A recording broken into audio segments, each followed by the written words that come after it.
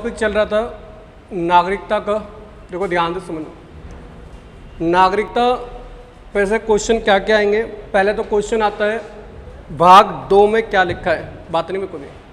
भाग 2 में क्या लिखा है, तो भाग 2 में आपकी नागरिकता के बारे में लिखा है। नागरिकता में आर्टिकल 5 से लेकर 11 सिर्फ आपकी नागरिकता के बारे में लिखा है। पेपर में नागरिकता से 3 से 4 क्वेश्चन आने होते हैं। जैसे पहला क्वेश्चन ये आएगा, नागरिकता किस आर्टिकल में लिखी है। तो नागरिकता जो आर्टिकल है, आर्टिकल 5 से 11 है, भाग 2 में नागरिकता है। फिर क्वेश्चन ये आता है कि नागरिकता किस किस को मिल सकती है, किस किस को नहीं मिल सकती है। तो समझना, अगर हम नागरिकता के अर्थ की बात करें पहले, तो राज्य और व्यक्ति के बीच अंतः संबंधों की उद्घोषणा को ही क्या कहा जाता है, नागरिकता। आगे समझना, जो भारत की नागरिकता है वो कैसी नागरिकता है, एकल। मतलब हम सिर्फ इंडियंस हैं और इसके अलावा हम कोई ऐसा नहीं है कि हम दिल्ली के हैं, बिहार के, ऐसा कुछ नहीं है। ये अब नागरिकता को हमने अलग अलग राज्यों में फिर जिलों में बांटते जा रहे हैं। मगर अकॉर्डिंग जब हम किसी विदेश में जाते हैं तो सिर्फ हम क्या कहलाते हैं, इंडियन। ये कॉन्सेप्ट जो एकल नागरिकता का है वो हमने कहाँ से लिया है, ब्रिटेन से। अगर क्वेश्चन आ जाए अमेरिका में कैसी नागरिकता है, तो अमेरिका में दोहरी नागरिकता है।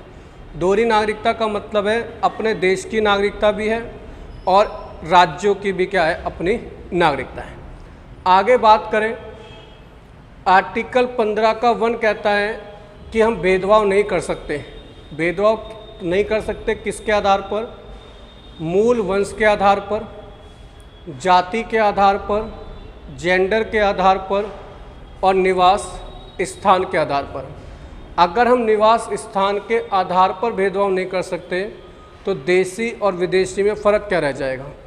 तो इसीलिए ध्यान रखना, कुछ आर्टिकल ऐसे होते हैं जो सिर्फ भारतीय नागरिकों को ही मिलेंगे, विदेशियों को नहीं मिलते हैं। जैसे आर्टिकल 15, 16, 19, 29 और 30। ध्यान रखना कौन कौन से, आर्टिकल 15, 16, 19, 29 और 30, ये आर्टिकल सिर्फ भारतीयों को मिलेंगे। ठीक है, तो अब विदेशियों को अगर हम ये देने लग गए तो जो निवास स्थान के आधार पर तो हम भेदभाव करते हैं, और यही आर्टिकल अगर हम 15 विदेशियों को दे दें तो निवास स्थान के आधार पर भेदभाव खत्म। तो जो विदेशी हैं वो भी भारत के क्या हो जाएंगे, नागरिक। इसीलिए आर्टिकल 15 नहीं दिया जाता। आर्टिकल 15 नहीं दिया जाता, आर्टिकल 15, 16, 19 भी नहीं दिया जाता। 19 की भी बात करेंगे, कैसे क्यों नहीं दिया जाता, अभी आर्टिकल जब समझेंगे। देखो, कानूनी दर्जे के आधार पर नागरिक 2 तरह के होते हैं, एक नागरिक और एक विदेशी। नागरिक तो वही जो भारत में रह रहे हैं, वो भारत के नागरिक कहलाएंगे। विदेशी क्या है, जो भारत की नागरिकता जिन्हें नहीं मिली है वो विदेशी नागरिक कहलाएंगे। विदेशी नागरिक भी 2 तरह के होते हैं, ध्यान रखना। हर चीज़ ऐसा नहीं है इस किताब में लिखी हो। नागरिक भी 2 तरह के होंगे, एक विदेशी नागरिक और एक विदेशी नागरिक नहीं, मित्र विदेशी और एक शत्रु विदेशी। मित्र विदेशी वो विदेशी होते हैं जिनसे आज तक ना कभी युद्ध हुआ हो, ना युद्ध होने की संभावना हो, जैसे रूस। शत्रु विदेशी उन देशों को कहा जाता है कि जिनके साथ या तो इतिहास में कभी युद्ध हुआ हो या फ्यूचर में लड़ने की प्लानिंग चल रही हो, जैसे कि पाकिस्तान और चीन, वो शत्रु विदेशी हो गए। फिर अभी मैंने आपको ये बताया कि जो मित्र विदेशी होते हैं या शत्रु विदेशी होते हैं, जो विदेशी होते हैं उनको कौन कौन से आर्टिकल नहीं मिलते, आर्टिकल 15, 16, 19, 29, 30, ये सभी हमारे मौलिक अधिकार हैं। भाग 3 में आर्टिकल 12 से लेकर 35 तक हमारे क्या दे रखे हैं, मौलिक अधिकार। तो 12 से 35 तक मौलिक अधिकार हैं, तो ये सभी हमारे मौलिक अधिकार हैं जो हम विदेशियों को नहीं देते, सिर्फ भारतीयों को मिलेंगे। समझना, आर्टिकल 5 में क्या लिखा है, संविधान के शुरू होते ही नागरिकता की कंडीशन लिखी है कि नागरिकता कैसे कैसे मिल सकती है, कैसे कैसे त्यागी जा सकती है। आर्टिकल 6 में लिखा है पाकिस्तान से भारत आने वालों की नागरिकता। देखो, जब भारत विभाजन हुआ तो साफ सीधी बात है, कुछ लोग पाकिस्तान गए, कुछ लोग पाकिस्तान से भारत आए, तो उन दोनों के लिए क्या क्या कंडीशन होंगी वो यहाँ पर लिखी हैं। आर्टिकल 8 में लिखा है भारत के बाहर रहने वाले लोगों की नागरिकता। अब भारत के बाहर कौन रहते हैं? NRI रहते हैं, POI रहते हैं, पर्सन ऑफ इंडियन ओरिजिन, ठीक है। तो ये इनके बारे में भी आप कराऊंगा। तो NRI हो गए और OCI हो गए, तो जो भारत के बाहर रहते हैं उनके बारे में नागरिकता से संबंधित क्या क्या कानून हैं वो आर्टिकल 8 में लिखे हैं। आर्टिकल 9 में क्या लिखा है? अगर कोई विदेश, यदि हम किसी विदेश की नागरिकता ग्रहण कर लेते हैं तो हमारी भारत की नागरिकता अपने आप क्या हो जाती है? समाप्त। तो पेपर में ये आर्टिकल पूछा जाता है, आर्टिकल 9। तो भारत की नागरिकता छोड़कर अगर हमने विदेश की नागरिकता ले ली है, अगर हमने भारत की नागरिकता नहीं छोड़ी है तब भी हमने विदेश की नागरिकता ले ली है, तो हमारी नागरिकता अपने आप क्या मान ली जाएगी? समाप्त मान ली जाएगी। अगला समझना, भारत के नागरिकों के क्या क्या अधिकार होंगे ये लिखा गया है। आर्टिकल 11 में लिखा है, ये भी इम्पोर्टेंट आता है। आर्टिकल 11 में लिखा है नागरिकता से संबंधित कानून कौन बनाता है? तो नागरिकता से संबंधित कानून कौन बनाता है? संसद। जैसे आप देखते होंगे NRI NRC पर ये कानून CRR कौन बना रहा है? संसद बना रहा है। तो ये सभी कानून कौन बनाता है? संसद। किसके द्वारा बनाता है? आर्टिकल 11। अगला क्वेश्चन आता है नागरिकता अधिनियम कब पास हुआ? तो नागरिकता अधिनियम कब पास हुआ था? 1955 में। तो नागरिकता अधिनियम 1955 में पास हुआ और 1955 के बाद इसमें बहुत सारे संशोधन हो चुके हैं। जैसे कि टाइम पर परिभाषा चेंज करते जाते हैं। 1986 में संविधान संशोधन हुआ। संशोधन का मतलब होता है कॉन्स्टिट्यूशन अमेंडमेंट। 1992 में हुआ, 2003 में, 2005 में, 2015 में और अब भी होते रहते हैं। अगला क्वेश्चन आता है भारत में नागरिकता कितने तरीके से प्राप्त की जा सकती है? तो आप ये ध्यान रखना, आपके पेपर में कंडीशन नहीं आएगी। आपको सिर्फ इतना पता होना चाहिए भारत में नागरिकता कितने तरीके से प्राप्त की जा सकती है? 5। तो वो किस किस तरीके से प्राप्त की जा सकती है? पहला, जन्म के आधार पर। दूसरा, वंश के आधार पर। पहला, जन्म के आधार पर। दूसरा, वंश के आधार पर। तीसरा, पंजीकरण के आधार पर। पंजीकरण का मतलब है रजिस्ट्रेशन आपने करवा दिया, उसके आधार पर। चौथा, देशीयकरण के आधार पर, मतलब बहुत लंबे टाइम से आप भारत में रह रहे हो तो देशीयकरण के आधार पर भी आपको क्या मिल सकती है? नागरिकता। अगला होता है भूमि अर्जन के द्वारा। ये कंडीशन है, आप लोग पढ़ लेना, मगर कोई फ़ायदा कुछ नहीं है। पेपर में सिर्फ यही पूछा जाता है नागरिकता कितने तरीके से मिल सकती है? 5।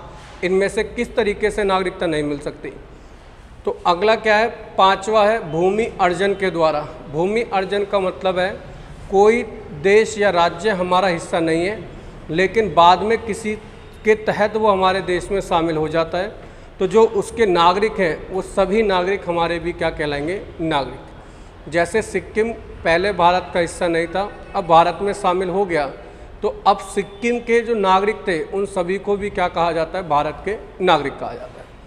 अब बात आती है भारत में नागरिकता कितने तरीके से त्याग सकते हैं? तो भारत में नागरिकता त्यागने के 3 तरीके होते हैं। या तो व्यक्ति दूसरे देश की नागरिकता प्राप्त कर ले तो भारत की नागरिकता अपने आप समाप्त हो जाएगी, या अपनी स्वयं की इच्छा से भारत की नागरिकता त्याग दे। तीसरा तरीका होता है संसद के द्वारा, सरकार के द्वारा नागरिकता को भंग कर देना। अब संसद कैसे भंग कर सकती है?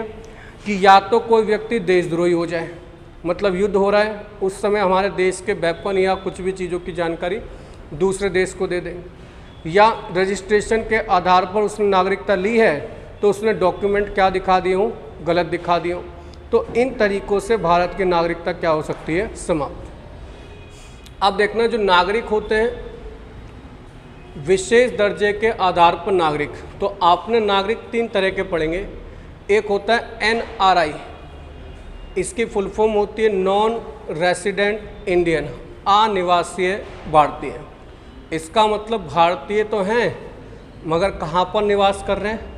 बाहर, मतलब भारत में निवास नहीं कर रहे। अगला होता है POI, person of Indian origin, भारतीय मूल के निवासी।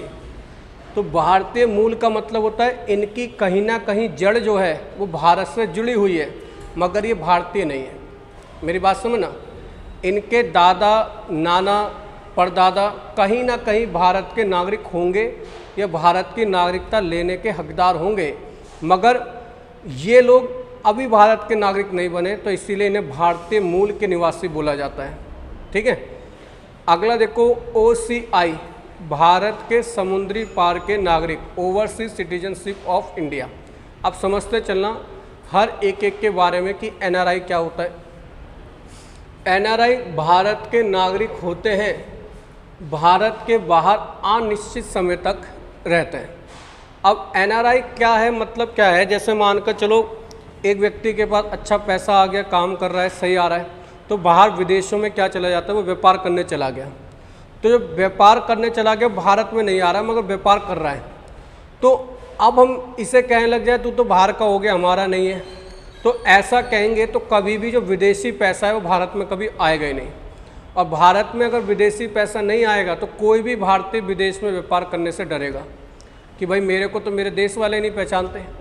तो इसी के कारण NRI शब्द बना कि जिससे कि कोई भी भारतीय विदेश जाए और व्यापार करे। क्यों? विदेश से क्या होगा, जब विदेश जाएगा तो विदेशों की टेक्नोलॉजी भी लेकर आएगा कि भाई वहाँ पर ऐसा होता है, ये चीज़ ऐसे होती है। अब मानकर चलो कोई व्यक्ति विदेश में जाता है और विदेश में उसे पता है भाई जो कटिंग करने की मशीन होती है कि उसे सर को पकड़ो, उसमें डाल दो, कटिंग खुद होकर बाहर निकल गई। और भारत में अभी भी क्या चीज़ चल रही है, एक एग्जांपल बता रहा हूँ।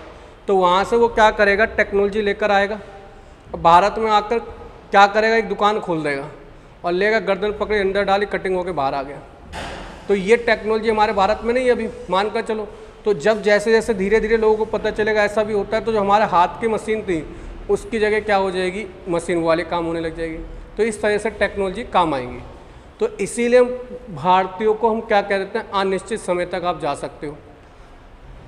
जाएंगे कब, सरकार से बता के ही जाते हैं, ऐसा नहीं बिना बताए चले गए NRI बन गए। अगला, ज़्यादातर देखो पंजाबी लोग जो होते हैं कनाडा में रहते हैं ज़्यादातर, यही कारण है, वहाँ व्यापार कर रहे हो। अगला देखो, वोट डाल सकते हैं। वोट इसलिए डाल सकते हैं क्योंकि भारत के तो नागरिक हैं, तो भारत विदेश की नागरिकता नहीं ली इन्होंने, तो वोट डाल सकते हैं। भारत में संवैधानिक पद पर भी नियुक्त हो सकते हैं क्योंकि भारतीय हैं, तो जितनी भी भारत वालों को सहूलियतें मिलती हैं वो सारी इनको भी मिलेंगी। शिक्षा ग्रहण कर सकते हैं, तो साफ सुथरी भारतीय भी कर सकते हैं, तो ये भी कर सकते हैं। अगला आता है POI। POI मतलब भारतीय मूल के निवासी। ये विदेशी नागरिक होते हैं जिन्होंने कभी ना कभी भारत के लिए पासपोर्ट लिया था, या माता पिता या दादा दादी नाना नानी भारत शासन अधिनियम के द्वारा भारत के क्या हैं, नागरिक, या 1947 के बाद जो भी कोई भारत का अंग था या वैवाहिक संबंध के कारण उससे कोई भी लिंक मिल जाए तो उसे भारतीय मूल का व्यक्ति कह दिया जाता है। अब ये भारतीय मूल का व्यक्ति उसे ही कहा जाता है जिससे लिंक अच्छा निकलता है। हर किसी को नहीं कहेंगे, जो साइंटिस्ट बन जाएगा उससे लिंक जोड़ेंगे कि भारत का भारतीय मूल का निवासी है, जो अच्छे काम करेगा। अब अच्छे काम कहाँ कहाँ नहीं होते, तो पाकिस्तान में। अब मानकर चलो पाकिस्तान में किसी ने बम फोड़ दिया और न्यूज़ आने लगी भारतीय मूल के व्यक्ति ने पाकिस्तान में बम फोड़ा, तो भारत वाले कहेंगे भैया हम इन देशों के साथ तो मूल वाला संबंध लगाते नहीं हैं। किन के साथ? पाकिस्तान, बांग्लादेश, भूटान, चीन, नेपाल, अफ़गानिस्तान के नागरिक इसमें शामिल नहीं किए जा सकते। क्यों? अगर हमने ऐसा कर दिया तो चीन में दिन पे दिन अगर मान लो कोई भी क्राइम हो रहा है वो कहेंगे भारतीय मूल के लोग कर रहे हैं, समझ, तो हर किसी में भारत का नाम शामिल होने लग जाएगा। तो हम ज़्यादातर किसके साथ मिलाते हैं? अमेरिका, रूस, जो अच्छे देश हैं, जो हमारे मित्र विदेशी देश हैं। अब देखो, ये जो भारतीय मूल के व्यक्ति हैं ये 15 साल तक बिना कोई वीज़ा के भारत में क्या कर सकते हैं, रह सकते हैं। लेकिन जब ये आएंगे तो इन्हें भारत सरकार को सूचना देनी होगी। 180 दिन तक तो बिना सूचना के भी भारत में रह सकते हैं, मगर उसके बाद इन्हें सूचना देनी पड़ेगी। वोट नहीं डाल सकते, वोट इसलिए नहीं डाल सकते कि भारत के नागरिक नहीं है, तो वोट कैसे डाल सकते हैं? अगर इनको वोट डालने का अधिकार दे दिया तो हर कोई भारत से लिंक निकालेगा, देखो मेरे परदादा इसी भारत के थे तो मैं भी वोट डाल सकता हूँ। तो ऐसे वोटिंग तो बहुत ज़्यादा हो जाएगी। तो वोट नहीं डाल सकते, ना ही ये संवैधानिक पद पर नियुक्त हो सकते हैं, ना ही ये लोग भारत में क्या खरीद सकते हैं, ज़मीन।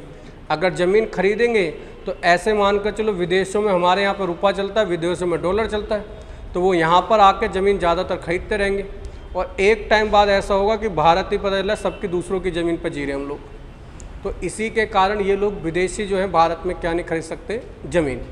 दूसरा, खनन कर सकते हैं। खनन का मतलब होता है खुदाई कर सकते हैं, खनन कर सकते हैं, प्रयोग कर सकते हैं, एक्सपेरिमेंट कर सकते हैं, पर्वत आरोहण कर सकते हैं, मतलब पहाड़ों पर चढ़ सकते हैं। लेकिन ये सब काम करने से पहले किसकी मंजूरी लेनी पड़ेगी, भारत सरकार की। आगे समझो OCI क्या होते हैं, वह विदेशी नागरिक जो 26 जनवरी 1950 को भारत के नागरिक होने के लिए क्या थे, मान्य हैं, मगर उन्हें नागरिकता नहीं मिल पाई। मगर किस देश को, कौन लोगों को नहीं कहेंगे, पाकिस्तान और बांग्लादेश। अब एक आता है भारतीय प्रवासी दिवस। 9 जनवरी सन 1915 को भारतीय प्रवासी दिवस मनाया जाता है। किस तारीख को, 9 जनवरी को। 9 जनवरी को महात्मा गांधी साउथ अफ्रीका से भारत आए थे। तो भारत में जो सबसे पहले आए थे वो मुंबई पर आए थे, मुंबई के अपोलो बंदरगाह पर, ठीक है, जो साउथ अफ्रीका से आए। तो 9 जनवरी को LM सिंघवी समिति की सिफारिश पर प्रवासी दिवस मनाया गया और पहला प्रवासी दिवस मनाया गया था 2003 को। कहाँ पर मनाया गया था, नई दिल्ली में, ठीक है।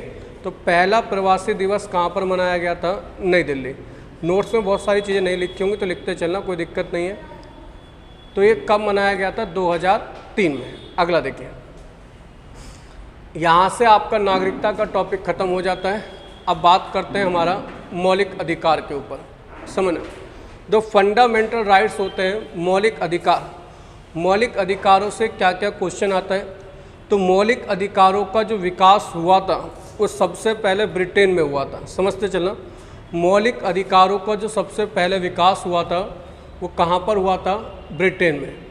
तो ब्रिटेन में सबसे पहले मौलिक अधिकारों का विकास हुआ था। जो ब्रिटेन के सम्राट थे जॉन, उन्होंने नागरिकों को अधिकार दिए, कब दिए, 1215 में। तो अगर क्वेश्चन आ जाए विश्व में सबसे पहले मौलिक अधिकारों का विकास कहाँ पर हुआ, तो आंसर आएगा ब्रिटेन में। कब हुआ, 1215 में। इसके बाद क्या हुआ, धीरे धीरे ये विकास चलता रहा और एक टाइम चल कर फ्रांस में इसी मौलिक अधिकारों के कारण ही क्या हुई थी, क्रांति हुई। तो फ्रांस की क्रांति के बारे में मैंने लिखवाया भी था। तो फ्रांस की क्रांति कब हुई थी, 1789 में। तो 1789 में फ्रांस की क्रांति हुई और फ्रांस की क्रांति में जो वहाँ के शासक थे लुई 16वें को मौलिक अधिकार का उल्लंघन करने के कारण 1789 में क्या चढ़ा दिया गया था, फांसी पर चढ़ा दिया गया। जब किसी देश के शासक को ही फांसी पर चढ़ा दिया गया तो माना गया मौलिक अधिकार हर देश के लिए क्या है, जरूरी है। तो इसी को देखते हुए अमेरिका ने भी अपने संविधान में मौलिक अधिकारों को क्या करा, शामिल। तो अमेरिका ने अपने मूल संविधान में मौलिक अधिकार नहीं ऐड कर रखे थे, लेकिन बाद में 1791 में अमेरिका ने संशोधन करा और संशोधन करके उसे अपने संविधान में क्या कर लिया, ऐड कर लिया। क्लियर है, आगे समझिए। अब क्वेश्चन मौलिक अधिकारों की मांग अगर क्वेश्चन होने लग जाए कि भारत में कब उठे, तो भारत में सबसे पहले मौलिक अधिकारों की जो मांग उठी थी वो उठाई थी बाल गंगाधर तिलक ने। तो बाल गंगाधर तिलक ने मौलिक अधिकारों की मांग को उठाया। मौलिक अधिकारों की मांग को जो सबसे पहले उठाया था भारत में, किसने उठाया, बाल गंगाधर तिलक ने। बाल गंगाधर तिलक ने अपने बिल जो लाए थे, स्वराज बिल, स्वराज बिल कब आया था, तो आंसर आएगा 1895 में। तो लिख लेना जब आपने नोट्स बनाओ, तो 1895 में क्या आया था आपका, स्वराज बिल।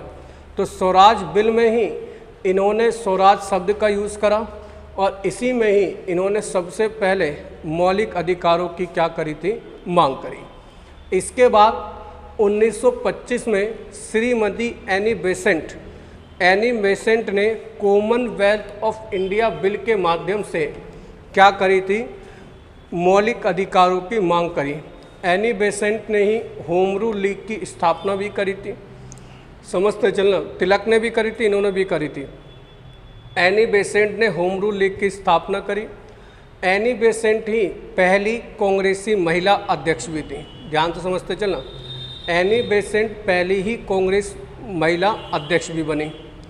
आगे आता है 1927 में एमएन अंसारी ने मद्रास अधिवेशन में, मैंने बताया था साइमन कमीशन का विरोध हुआ था, एमएन अंसारी ने करा था।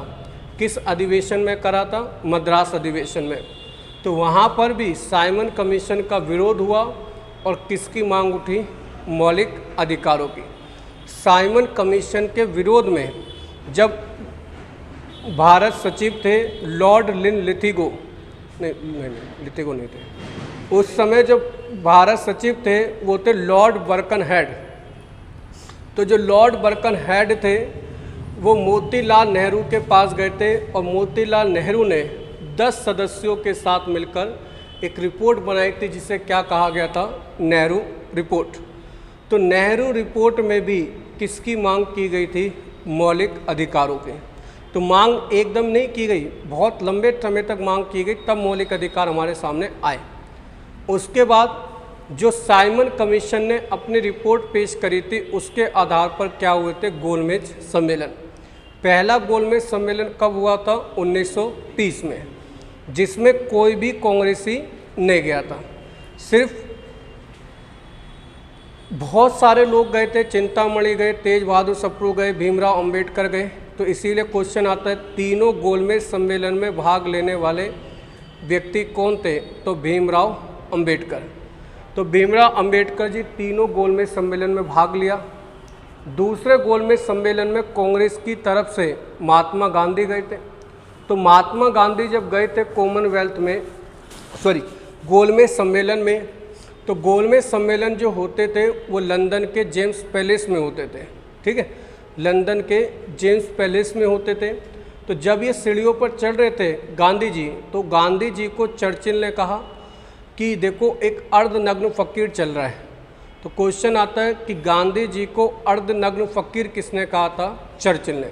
यही चर्चिल आगे चलकर ब्रिटेन का प्रधानमंत्री भी बनेगा। तो गांधी जी जब वहाँ पर गए तो गांधी जी ने अपनी 11 मांगें रखी थी दूसरे गोलमेज सम्मेलन में, मगर दूसरे गोलमेज सम्मेलन में गांधी जी की एक भी बात को माना नहीं गया और गांधी जी दोबारा वापस आए। तो पेपर में ये भी क्वेश्चन आ जाता है कि गांधी जी जब दूसरे गोलमेज सम्मेलन में गए थे तो किसके कहने पर गए थे। तो गांधी जी गए थे दूसरे गोलमेज सम्मेलन में कहने पर 5 मार्च सन 1931 को, जब गांधी इरविन समझौता हुआ था। तो उसके कहने पर गांधी जी कहाँ गए थे, गोलमेज सम्मेलन में। तो गांधी इरविन समझौता किसने करवाया था, तो मदन मोहन मालवीय ने। अब गांधी जी जब यहाँ से चले गए, जब यहाँ पर जा रहे थे तो भारत में एक आंदोलन चल रहा था, उस आंदोलन का नाम है सविनय अवज्ञा आंदोलन। तो क्वेश्चन आता है गांधी जी दूसरे गोलमेज सम्मेलन में किस आंदोलन को छोड़ कर गए थे, तो सविनय अवज्ञा आंदोलन को छोड़ कर गए थे। इसके बाद यहीं पर वापस आते 1931 में कांग्रेस के कराची अधिवेशन में अध्यक्षता किसने करी थी, सरदार पटेल ने। तो सरदार पटेल ने भी मौलिक अधिकारों के प्रारूप के लिए एक समिति बनाई जिसका अध्यक्ष किसे बनाया गया, जवाहरलाल नेहरू को। आगे चलकर फिर मांग उठी तो 1945 में तेज बहादुर सप्रू ने भी मौलिक अधिकार की मांग करी। और फिर हमारा, आपको पता होगा, फिर हमारा संविधान सभा का चुनाव हुए जिसमें 8 प्रांतों में कांग्रेस जीत, बाद में चुनाव हुए कैबिनेट मिशन के द्वारा और उसमें सरकार बनी। जो सरकार का मतलब सभा बनी, संविधान सभा, उसमें मूल अधिकार समिति का जो अध्यक्ष बना था वो किससे बनाया गया, वल्लभ भाई पटेल को। जो मौलिक अधिकार उप समिति का अध्यक्ष था उसे बनाया गया JB कृपलानी को। इस तरीके से भारत में मौलिक अधिकारों का क्या हुआ है, विकास। अब मौलिक अधिकारों का जो विकास हुआ है, अगर मैं इसके ऊपर बात करूं तो मौलिक अधिकार जो हमारे संविधान में दिए होते हैं, तो समझना, मौलिक अधिकार जो हमारे संविधान में दिए होते हैं, तो क्वेश्चन आता है मौलिक अधिकार क्या है। तो मौलिक अधिकार वे अधिकार होते हैं जो व्यक्ति के जीवन के लिए क्या है, मूलभूत जरूरी हैं और अपरिहार्य हैं। अपरिहार्य मतलब है जिन्हें वह चाहकर भी अपने आप नष्ट नहीं कर सकता, उसे मिलेंगे ही। इसका मतलब क्या है, अगर कोई व्यक्ति ये कहे कि मुझे मौलिक अधिकार नहीं चाहिए, तो उसे सरकार ज़बरदस्ती भी मौलिक अधिकार दिलवाएगी। क्योंकि कभी कभी क्या हो सकता है, पल्लवी सो गए, अच्छा सुन रहे हो, तो कभी कभी क्या होता है, मौलिक अधिकार समझते चलना, कभी कभी क्या हो सकता है, कोई दबाव में आकर कहने लग जाए जी मुझे नहीं चाहिए मौलिक अधिकार। अब मौलिक अधिकार नहीं चाहिए तो इसका मतलब सरकार उसकी हेल्प भी नहीं कर सकती, कानूनी सहायता भी नहीं दे सकती। तो इसीलिए कभी कभी आपने देखा होगा कुछ लोग कहते हैं कि पुलिस वाले तो ज़बरदस्ती परेशान कर रहे हैं, तो इसीलिए है क्योंकि आपको मौलिक अधिकार चाहे आप लो चाहे ना लो, तो तब भी आपको क्या करेंगे, सुरक्षा देंगे। तो यही मौलिक अधिकार है। अपरिहार्य होने के कारण नागरिकों को क्या किए जाते हैं, प्रदान किए जाते हैं। सामान्यतः व्यक्ति इन अधिकारों में राज्य के द्वारा भी हस्तक्षेप नहीं किया जा सकता। राज्य का मतलब है सरकार, कोई भी इसे छीन नहीं सकता। तो भारत के मौलिक अधिकार जो बात करें, भारत के संविधान के भाग 3 में अनुसूची 12 से लेकर 35 तक टोटल कितने अनुच्छेद दे रखे हैं, 27। अब आप 35 में से 12 घटाएंगे तो आपको गिनने में 23 आएंगे, मगर बहुत सारे आर्टिकल के सब आर्टिकल हैं, जैसे 21 का ए, ऐसे बनते बनते टोटल कितने आर्टिकल बन जाते हैं आपके, 27। आगे बात की जाए तो जो मौलिक अधिकार हैं उनकी प्रकृति कैसी होती है, तो मौलिक अधिकार जो होते हैं वो दोनों प्रकृति के होते हैं, पॉजिटिव और नेगेटिव भी। कुछ मौलिक अधिकार राज्य के विरुद्ध होते हैं, कुछ मौलिक अधिकार व्यक्ति के विरुद्ध होते हैं। तो देखो, सामान्यतः मौलिक अधिकार राज्य के विरुद्ध नागरिकों को प्रदान किए जाते हैं, किंतु कुछ मौलिक अधिकार जो हैं वो व्यक्तियों के विरुद्ध भी होते हैं, जैसे आर्टिकल 15 का 2, आर्टिकल 17, आर्टिकल 23, आर्टिकल 24। अभी इन आर्टिकलों को पढ़ाएंगे तो आपको समझ में आएगा। 17 में अस्पृश्यता का अंत लिखा है, 23-24 में बलात्कार शोषण के विरुद्ध अधिकार लिखा है।